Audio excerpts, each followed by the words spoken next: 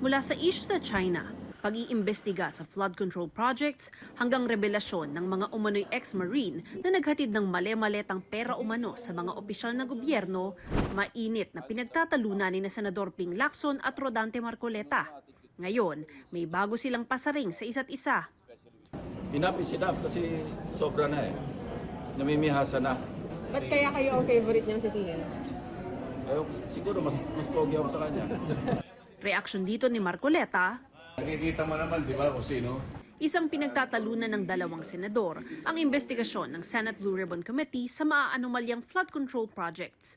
Giit kasi ni Marcoleta, ipatawag sa pagdinig ang 18 nagpakilalang dating tauhan ni dating Congressman Zaldico na nag-deliver umano ng male-maletang kickback sa ilang opisyal ng gobyerno.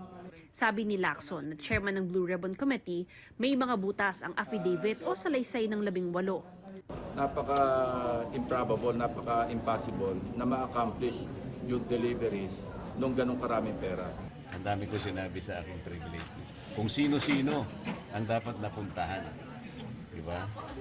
Hindi niya sinagot. Punto ni Lacson, kahit paanong kompyutan niya, hindi kayang i-deliver ang 805 billion na binabanggit nila. Pero kung magbibigay raw sila ng maayos at kapani-paniwalang affidavit, bukas daw si Lacson na ipatawag sila sa pagdinig. May invitation ko kay Atty. Baligod eh. Ayusin yung affidavit and come up with something na believable. Then why not? Alam mo, hindi naman natin sabing walang deliveries. For sure, merong nangyaring deliveries. Pero wag nilang i-exaggerate kasi lalong walang mangyayari sa investigation kung guguluhin mo. After nung mga banter na kahapon. Okay na po siguro.